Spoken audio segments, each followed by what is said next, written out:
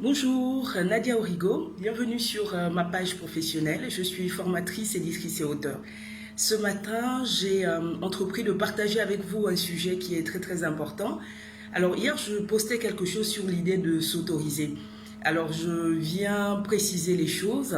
Dans l'idée de s'autoriser, c'est que souvent on attend que les autres nous valident, on attend que nos amis nous disent que ce qu'on fait c'est bien, on attend que des personnes qui sont dans le même domaine que nous et qui ont plus d'expérience donnent leur aval et donnent le quitus sur ce qu'on est en train de faire. C'est une bonne démarche que de solliciter les gens autour de nous, c'est une bonne démarche que de demander aux uns aux autres de nous donner leur avis sur ce qu'on est en train de faire sur le moment, sur les nouveaux projets dans lesquels on a envie de se lancer, parce que c'est clair que tout seul, souvent on est un peu limité, il y a des choses qu'on ne voit pas, on a une idée, parfois on ne l'explore pas complètement, et soumettre cette idée-là au regard d'autres personnes nous permet d'explorer parfois des horizons auxquels on n'avait pas pensé. Et ça, c'est très important à faire.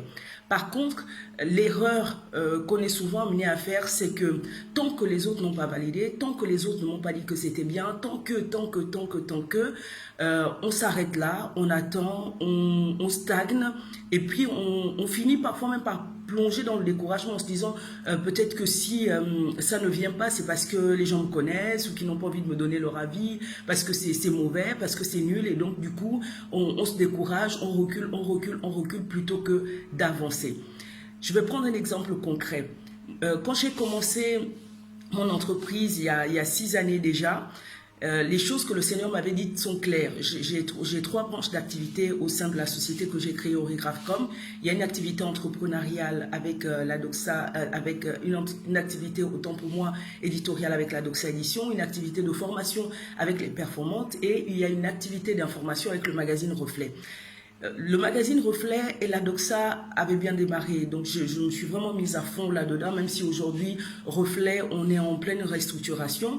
Pour ce qui est des formations, j'ai fait quelques formations, j'ai organisé des sessions dans Paris, j'ai eu quelques personnes qui sont arrivées au début, mais je voulais aller plus loin, je voulais passer à un autre cap, et là, j'ai commencé à solliciter des gens autour de moi, des entrepreneurs, des associatifs, pour pouvoir même parfois déployer en fait des formations chez eux, gratuitement en test pour pouvoir valider les contenus, avoir le retour aussi réel terrain, parce que c'est vrai qu'en termes de formation, il y a le contenu purement pédagogique, académique, le contenu qu'on présente à ces stagiaires, mais il y a aussi l'expérience terrain. Il y a des questions qui viennent justement des personnes qui sont en formation, qui nous permettent au fil du temps d'améliorer, d'augmenter le contenu de formation et de caler au mieux aux besoins des gens. Et là, j'étais un peu coincée parce que j'étais assez surprise par des gens que je connaissais bien, ou que des gens que je connais bien, à qui je demandais ça, et qui me répondaient pas. Voilà, ils me disaient pas non, mais je sentais qu'il y avait un blocus, il y avait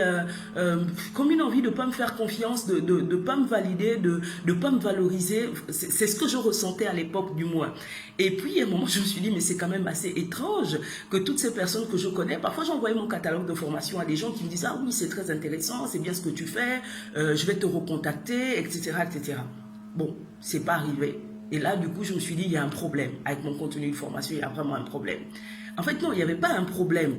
Il y a des choses que j'ai améliorées au fil du temps, moi-même avec l'expérience terrain, en allant rencontrer des gens et tout ça. Je ne vais pas dire que personne ne m'a aidé. Si, il y a des gens qui m'ont vraiment aidé, il y a des gens qui ont corrigé les contenus, qui m'ont donné leur avis et tout ça. C'était plus sur le déploiement où j'étais un peu coincée. Alors, je me suis dit, je vais faire différemment. J'ai revu ma stratégie de communication autour des formations, et là, j'ai vu que ça avait commencé à porter du fruit. Et je me suis dit, en fait, ce que j'attendais des gens, ce n'est pas ce que je devais faire. Ce n'était peut-être pas dans la vision, la volonté de Dieu par rapport à moi sur la branche formation. Et ce que j'étais en train de faire sur le moment, c'est-à-dire parler de mes formations, faire de la communication dessus, partager, donner les dates de mes sessions de formation. Et là, les gens ont commencé à s'inscrire, les gens ont commencé à arriver, les gens ont commencé à participer, les gens m'ont écrit, j'ai fait des accompagnements en individuel, que ce soit sur la rédaction pure ou sur notre formation phare qui est l'art du discours. Les choses se sont passées différemment. Et je me suis dit, j'attendais qu'on m'autorise. En fait, non, Dieu m'avait déjà validé. J'avais déjà les contenus. J'étais autorisée. Et il me fallait juste faire le pas, aller vers les gens, présenter ce que je valais, présenter ce que je savais faire. Je n'avais pas besoin forcément que ceux qui me connaissent, ceux qui sont dans mon environnement immédiat me valident, mais qu'il y avait des personnes, il y a des infinies possibilités, il y avait des infinies possibilités pour moi de faire valider ces formations-là. Et c'est ce que j'ai fait et je peux vous dire que ça marche.